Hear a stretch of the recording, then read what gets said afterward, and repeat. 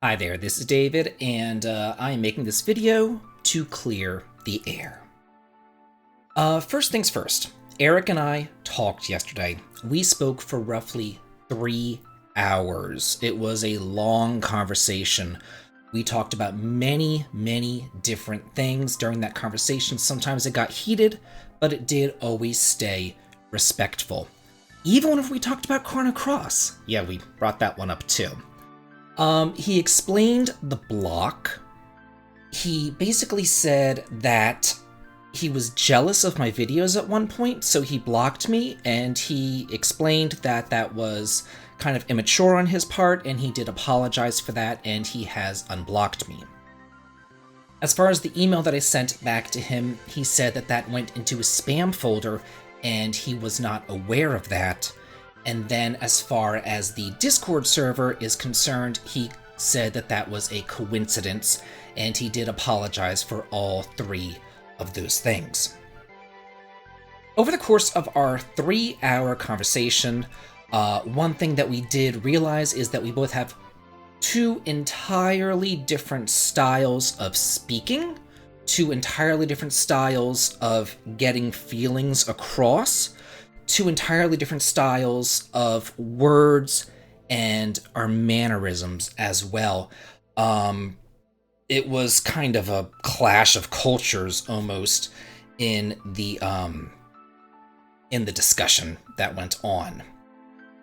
However, that all being said, everybody still has feelings. Your feelings are personal. They are yours, they are valid, and no one can tell you how to feel. No one can say, hey, you should feel this way because that's the way that I feel. You are allowed to feel whatever it is that you feel about whatever situation it is. They are your feelings, they are valid, they are personal. Also, words have the power to help people, they have the power to harm people. They have the power to heal, and they have the power to hurt. It is extraordinarily important that we all think about what words we use when we are addressing others, especially if you are on a platform reaching out to tens of thousands of people. It is extremely important to me, at least, to really think about what words you are saying and what words you are choosing to use. Words do have power. They really and truly do. The old saying, sticks and stones may break my bones, but words can never hurt me. That's not really true. Words hurt. Words cut down. Words are powerful. And we do need to think about what words we use whenever we address people. That being said, let's talk about the word plague. It was said that gay people are a plague. Think about that word for a second. Whenever you hear the word plague, you think of something unwanted. You think of something that needs to be wiped out, that needs to be eradicated, something that is infecting society, something that you try to actively get rid of. So whenever you call gay people a plague, it is very affecting, it is very emotional, especially to someone of my age. And I was talking to a lot of people on the Discord channel about that, especially other people of my age. Just full disclosure, I'm 39 years old, I'm almost 40, I'm getting up in the years. You see all the gray hairs there, believe me, they're there. I grew up in the height of the AIDS crisis, back when it was called the gay plague or the gay cancer. And people didn't really want to do anything about it because you know what? It was killing all the right people. So why bother? Why do anything about it? You know, we don't want those people anyway. They need to be wiped out because they're unwanted, because they need to be eradicated, because they're infecting society, because it's the gay plague. I explained all of this to Eric, and we kind of went around in circles about it. So then I tried to explain it to him in a different way. and I brought up a really personal story of mine. So, as many of you know, I am married.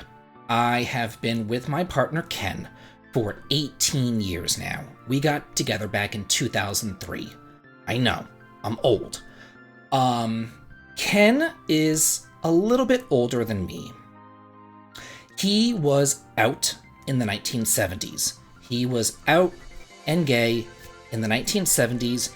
He grew up in California. It really wasn't, I guess, that big of a deal back then, even though it was a huge deal in the 2000s whenever I went out in Georgia. But anyway, it's not about me.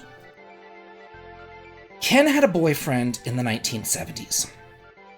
And his boyfriend got AIDS and unfortunately passed away. Ken never talks about his past. He never talks about this boyfriend of his. I really don't know much of anything about it except for his name.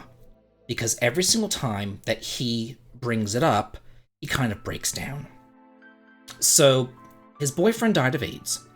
And he was so shocked by this, so scared by this, he kind of went back into the closet, and he ended up dating a girl all throughout the 80s. Then, around the early 90s, he decided to move to London, and he ended up breaking it off with the girl. And he tried to get back in contact with his older friends from the 70s and have like a going away party. And they had all died. Every single one of them had died. He had to start all over. He moved to London. He had a boyfriend in London. He ended up moving back to America. And he had another boyfriend who unfortunately died as well. And then he met me. So Ken's been through a lot. He does not talk about his past, and I don't prod or poke about his past either. But again, we've been together for 18 years, so, you know, I do hear some stories here and there, but for the most part, he just doesn't talk about it. It's almost like he has PTSD from it. So whenever I hear the words gay plague, it hurts me, and then I get very upset because of what happened to Ken as well.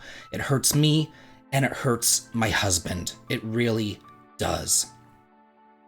I've seen some comments saying that, you know, this channel isn't about politics. It shouldn't be about politics. I'm not being political here. This is not politics. This is my life. This is my marriage. My life, my existence is not political. I can tell you right now that gay people are born that way. I know that for a fact. I never once woke up one morning and said, you know what? I think I'm gonna be gay today. I did not choose to be gay the same way that straight people never chose to be straight. You just are what you are. I knew that I was gay back in 2nd grade. I ended up kissing a boy in 3rd grade. And then all hell broke loose. But anyway, that's another story for another time. I do feel like over the course of these 6 years that I've been on YouTube, I have built a community of mutual tolerance, respect, and understanding. So I do please ask you to not attack, to not retaliate, to not harass Eric or anybody else. Disagreements are fine, they're natural, but please stay civil. Thank you all so much for listening, and have a good day.